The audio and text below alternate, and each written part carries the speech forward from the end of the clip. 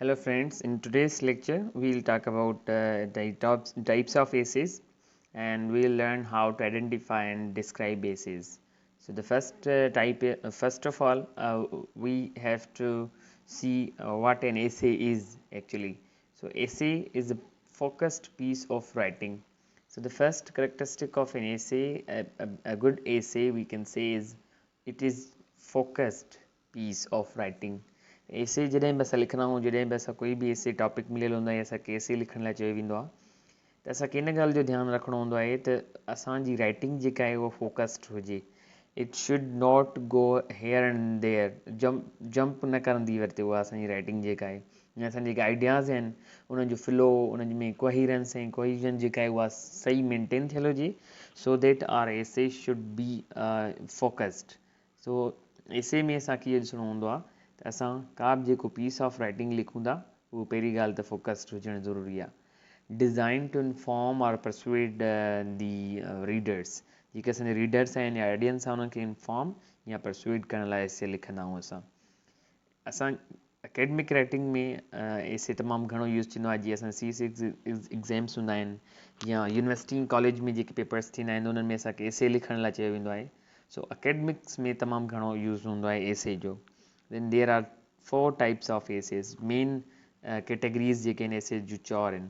हूअं त ॿिया केतिरा ई टाइप्स बि आहिनि एसे जा, जीअं कंपेयर एंड कंट्रास्ट एसे हूंदो आहे या काज़ एंड इफेक्ट एसे हूंदो आहे. बट मेन टाइप्स 4 आहिनि: argumentative essay, expository essay, narrative and descriptive essay. So first of all we will discuss narrative essay. Narrative लफ़्ज़ जी माना छा हूंदी आहे? Narrate means to tell the story. का ॻाल्हि ॿुधाइणु, कंहिं शइ खे कुझु कंहिं माण्हूअ खे जेका का ॻाल्हि आहे उहा बयानु करे ॿुधाइणु डिटेल में नैरेट करणु. So narrative essay is one which details a story often times from a particular point of view. When writing a narrative essay, you should include a set of characters, a location, a good plot, a climax to the story. जॾहिं बि असां को बि narrative एसे लिखंदा आहियूं त उन में इहो हूंदो आहे त असांखे नैरेट करिणो हूंदो आहे न सभु कुझु. त असां हुन में करेक्टर्स, असां हुन लोकेशन, प्लॉट, हर शइ जी डिटेल ॾींदा आहियूं त जीअं असांजी जेका स्टोरी आहे उनजी हिकिड़ो इमेज क्रिएट थी सघे रीडर जे माइंड में. सो नैरेटिव स्टोरी में नैरेटिव एसे में डिटेल्स तमामु घणियूं असांखे पुट करणियूं पवंदियूं आहिनि. फॉर एग्ज़ाम्पल असांखे अगरि चवे त write about an experience where you learn something about yourself. त हाणे हिते इहो जेको असांखे टॉपिक मिलियल आहे उहो ई अहिड़े क़िस्म जो आहे जंहिंमें असांखे ख़बर पइजी त हीअ असांखे पंहिंजा एक्सपीरियंसिस थो पुछे या इन में असांखे हर डिटेल ॼणी आहे, असांखे नैरेट करणी आहे उहा स्टोरी. सो इन क़िस्म जा टॉपिक्स जेके आहिनि या कॾहिं कॾहिं क्वेश्चन ईंदो आहे त talk about or write about your favourite trip to some place. जे तव्हां हुन ट्रिप जे बारे में तव्हां डिटेल्स पुट कंदा त उहो नैरेटिव एसे हूंदो, मतिलबु तव्हां उहो नैरेट पिया कंदा story. All right, so let's go towards the next essay, descriptive essay. Descriptive essay छा हूंदो आहे? Describe करणु कंहिंखे. Descriptive means describe in detail. So a descriptive essay is a type of essay in which we describe something in detail.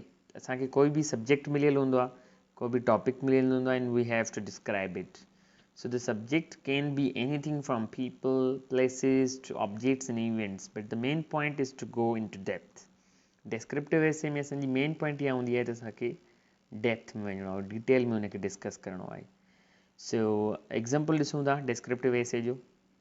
Describe an object that has an emotional value for U.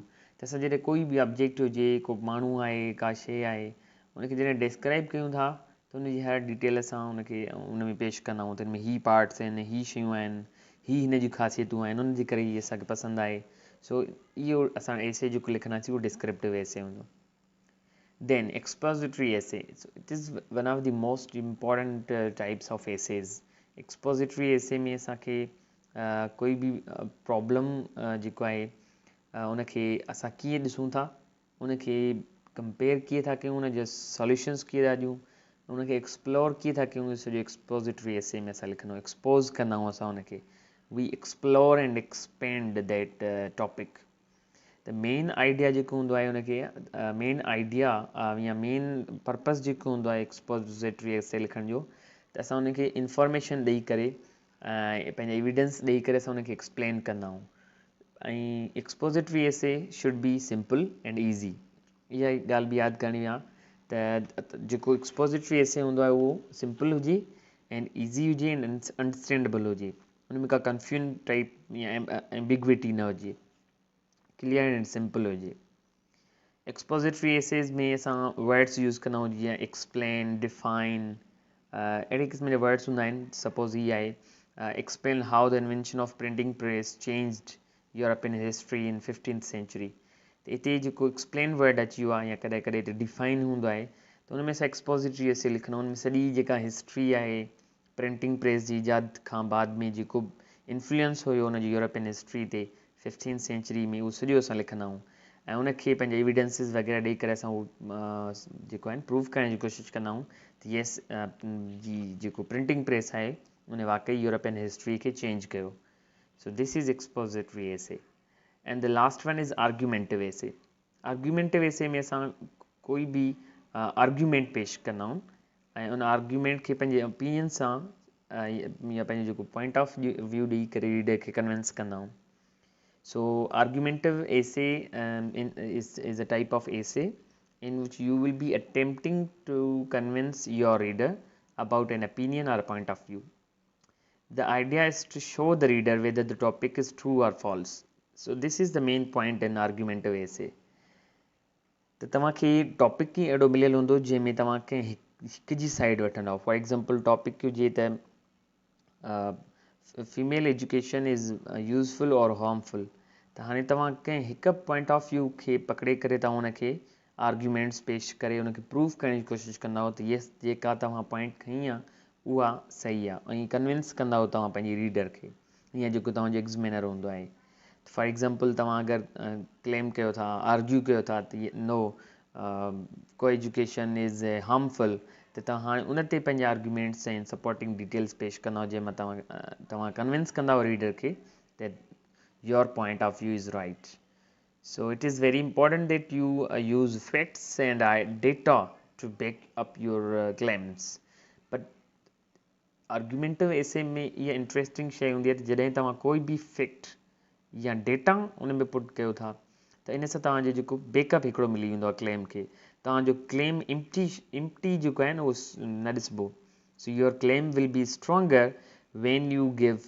useful facts and data and researched data especially एसे में just ईअं ई ॻाल्हियूं न आहिनि करणियूं आर्ग्यूमेंटिव essay में त हीअ हूंदो आहे हीअ न हूंदो आहे हीअ हूंदो आहे तव्हांखे उनखे सपोर्ट करण जे लाइ तव्हां उन आर्ग्यूमेंट खे सपोर्ट करण जे लाइ या तव्हां पंहिंजी क्लेम खे सपोर्ट करण जे लाइ डेटा फ्राहम कंदा डेटा प्रोवाइड कंदा फैक्ट्स ॾींदा रिसर्च बेस्ड कोटेशन्स ॾींदा त उन सां तव्हांजो जेको क्लेम आहे न उनखे बैकअप मिली वेंदो आहे त असां ॾिसूं था example has the rise of internet had positive और नेगेटिव इम्पैक्ट ऑन एजुकेशन ॾिसो हाणे हिन एसे में असांखे हिन अहिड़ो टॉपिक ई अहिड़ो ईंदो जंहिंमें असांखे आर्ग्यूमेंट्स ॾियणा पवनि त या त असां इन ॻाल्हि ते आर्ग्यू कंदासीं त पॉजिटिव इम्पैक्ट्स आहिनि इंटरनेट जे वधी वञण जा या उनजा नेगेटिव इम्पैक्ट्स आहिनि अगरि असां पॉजिटिव इम्पैक्ट्स जी ॻाल्हि कंदासीं त उनखे पंहिंजा डिटेल्स ॾींदासीं उहे पंहिंजे आर्ग्यूमेंट्स खे सपोर्ट कंदासीं अगरि असां नेगेटिव इम्पैक्ट्स जी ॻाल्हि था कयूं त असां उनखे सपोर्ट कंदासीं so in this way we write argumentative essays so these were 4 main types of essays and if you have any question from these essays you can ask in comments we will try to give the answers thank you very much see you in the next video